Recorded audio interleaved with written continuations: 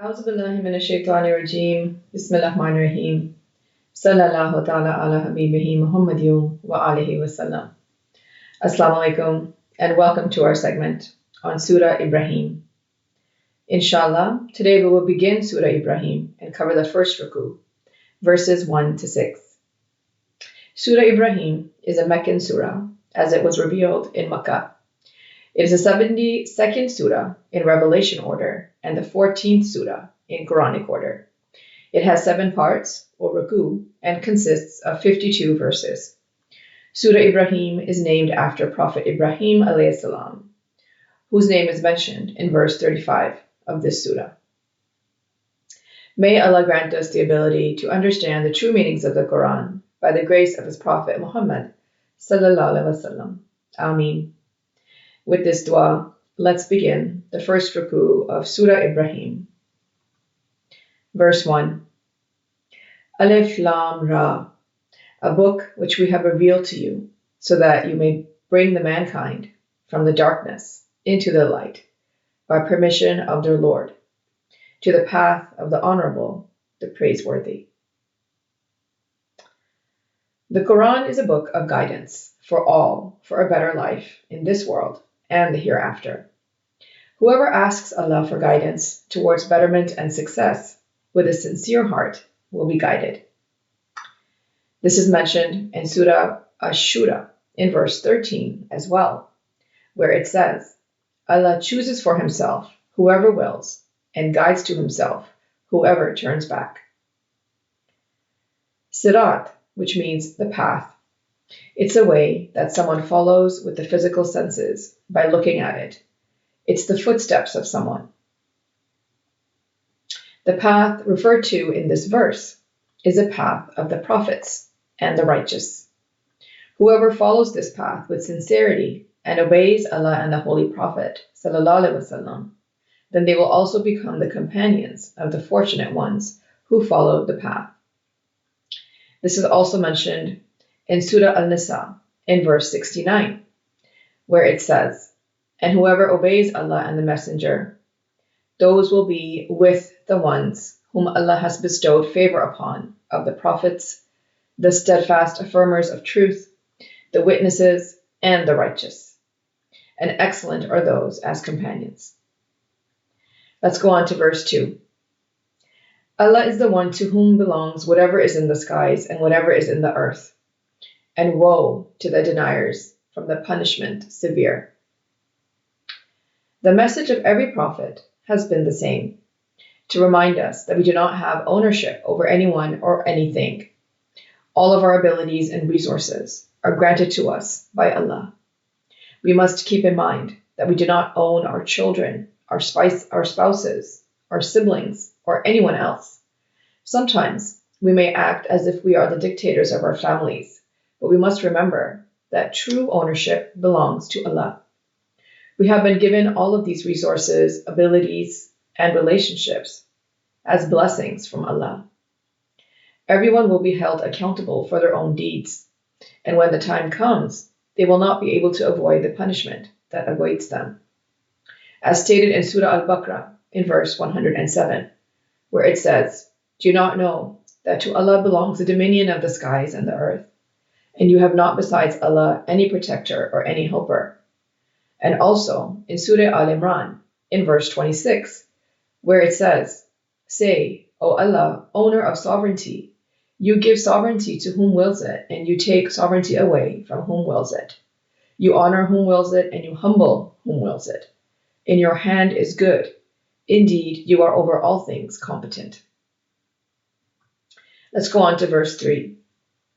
The ones who love more the life of the world than the hereafter, and hinder from the way of Allah, and seek in it crookedness, those are far astray. Those who fail to realize that success actually lies in both this life and the hereafter, they live only for themselves. Their love for this life is so deep that they will do whatever it takes to make it the best for themselves, regardless if they use or abuse resources and others in the process. We see this all around us.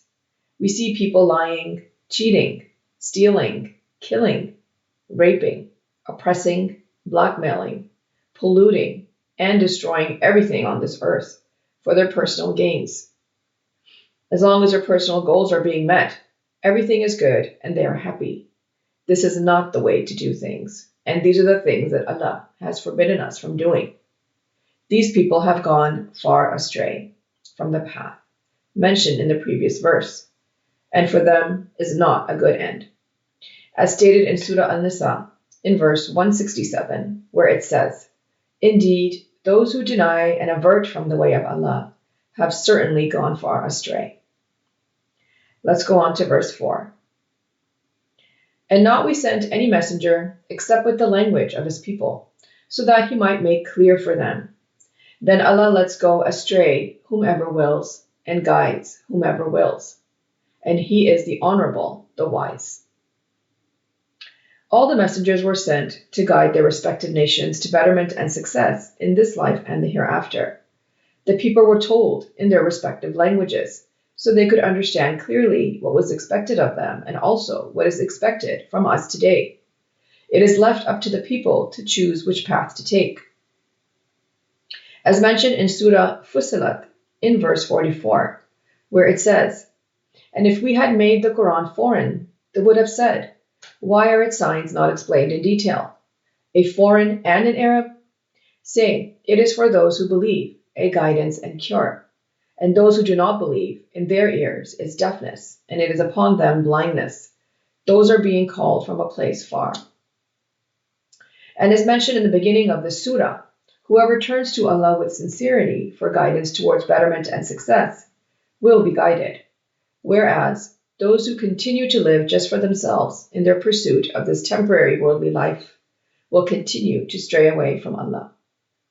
This is also mentioned in Surah Al-An'am in verse 125, where it says, "So whoever wants Allah to guide him, he expands his chest to Islam. And whoever wants to be sent astray, he makes his chest tight and constricted, as though he were climbing into the sky.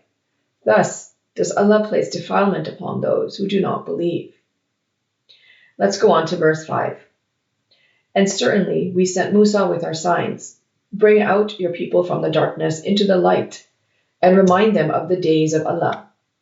Indeed, in that are signs for everyone steadfast and grateful."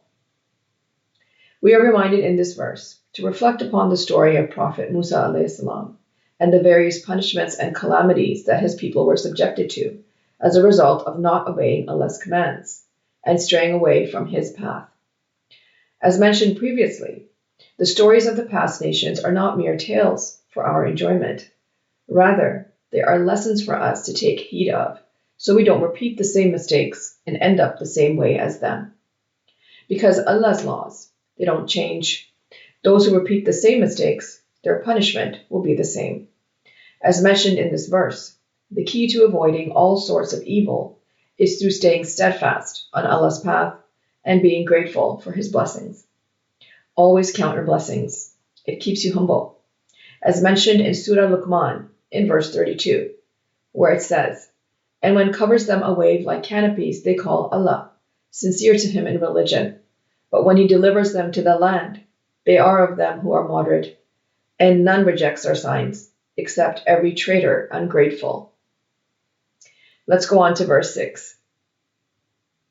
"And when said Musa to his people, remember the favor of Allah upon you when he saved you from the people of Pharaoh, who were teasing you with evil torment and were slaughtering your sons and letting live your women. And in that was a trial from your Lord great."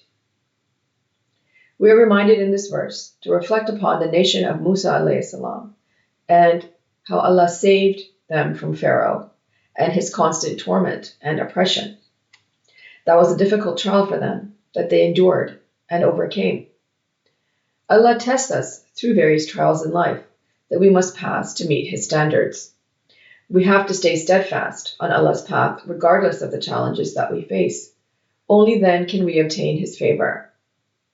This is also mentioned in Surah Al-Araf in verse 137, where it says, "And we caused the people who had been oppressed to inherit the eastern regions of the land and the western ones, which we had blessed. And the good word of your Lord was fulfilled for the children of Israel, because they were steadfast. And we destroyed what Pharaoh and his people produced and what they built. This concludes Ruku 1, our first segment of Surah Ibrahim. Let's briefly go over what we discussed. The Quran is the last and final book for the guidance of the children of Adam by Allah, which was revealed through the Holy Prophet, sallallahu alaihi wasallam. The only means of salvation for all of us is to follow this book according to the blessed Sunnah of the Holy Prophet, sallallahu alaihi wasallam. Those who love the life of this world live for only themselves. They go farther astray from Allah's path by neglecting the teachings of the Quran, preventing others from the right path, and seeking perversion in the deen. Whereas, for those who seek the right path, Allah arranges guidance for them. Prophet Musa a.s. was sent to his people to bring them out of the darkness of disbelief and into the light of acceptance. He advised his nation to remember the blessings of Allah upon them. May Allah grant us the ability to understand the Holy Quran and its true meanings in light of the life and guidance of Prophet Muhammad sallallahu alaihi wasallam. Ameen. Thank you for joining us for this segment. Until next time. Sadaqallahul Aliyyul Azim. Allah speaks the truth, the exalted, the great. Sallallahu ta'ala ala habibihi Muhammadin wa alihi wasallam.